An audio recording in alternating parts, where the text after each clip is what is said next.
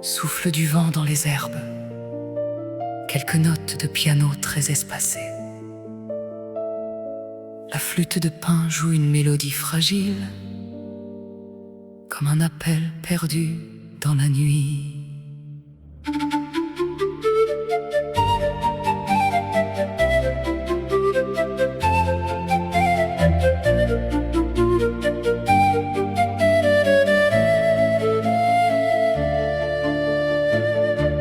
On l'avait déposé près d'une vieille porte, un matin sans couleur sous un ciel de novembre, avec pour seul manteau une couverture morte et le froid qui venait faire ses mains de cendre.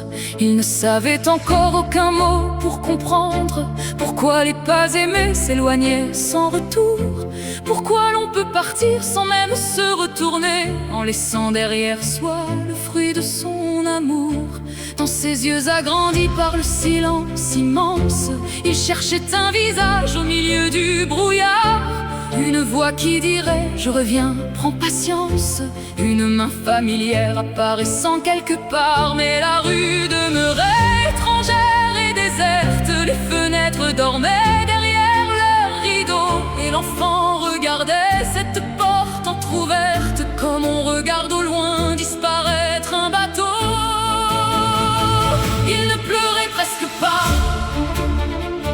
comme si ses petites larmes avaient déjà compris tout bas que personne n'entendrait son âme. Oh toi, l'enfant abandonné, qui donc a brisé ton enfance, qui t'a laissé seul prisonnier d'une si profonde absence. Oh toi qui tends encore les bras vers une ombre qui se retire, ton cœur ne comprend toujours pas pourquoi l'amour peut repartir. Mais écoute au fond du silence, au-delà du froid et du chagrin, une flûte appelle l'espérance pour l'enfant au bord du chemin.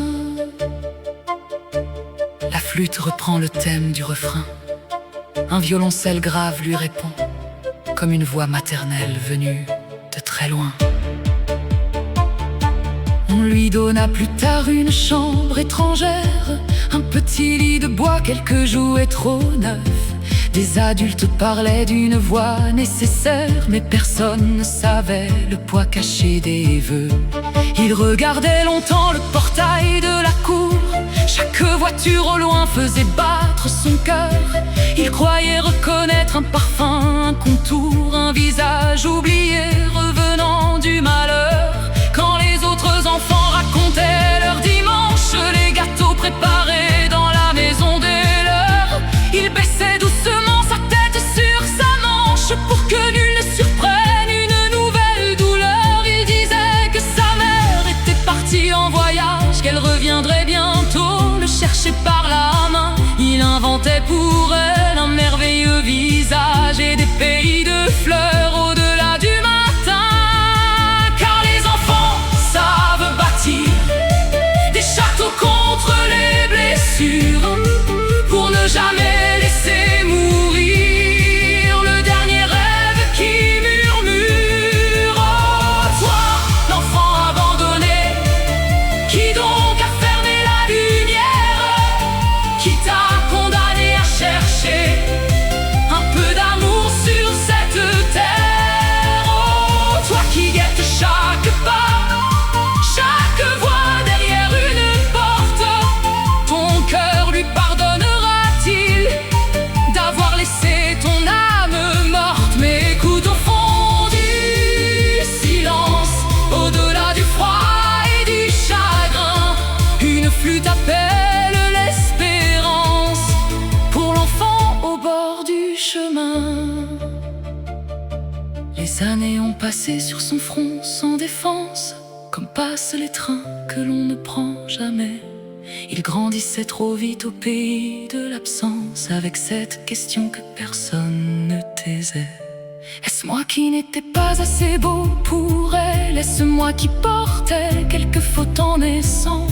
Pourquoi m'avoir donné cette vie irréelle pour m'ôter aussitôt la chaleur de son sang? On lui disait parfois: tu n'étais qu'un enfant, tu n'avais rien commis, tu n'avais rien à craindre. Mais les mots des adultes sont des oiseaux de vent. Quand le cœur est trop lourd et ne sait plus se plaindre, il cherchait dans la glace un défaut, une trace, quelque chose expliquant le départ de l'amour. Et chaque nuit voyait au fond de son espace une femme sans visage abandonnée le jour. Oh, toi, l'enfant abandonné, tu n'étais coupable de rien. Tu méritais d'être bercé, protégé par de douces mains. Tu méritais les soirs tranquilles, les histoires avant le sommeil, une maison, une famille, et sur ton front un peu de soleil. Que la flûte emporte ta peine au-dessus des monts et des chemins, que son chant traverse les plaines pour rejoindre un cœur incertain. La mélodie s'élève progressivement, des cordes profondes apparaissent, une percussion lente imite un battement de cœur.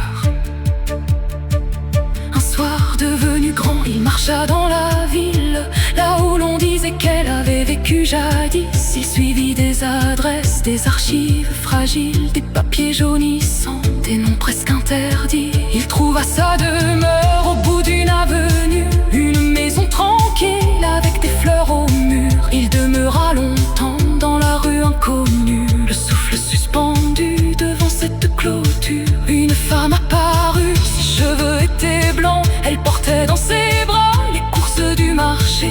Il reconnut soudain, malgré le poids du temps, quelque chose de lui dans sa façon de marcher. Il aurait pu l'appeler, prononcer: c'est moi.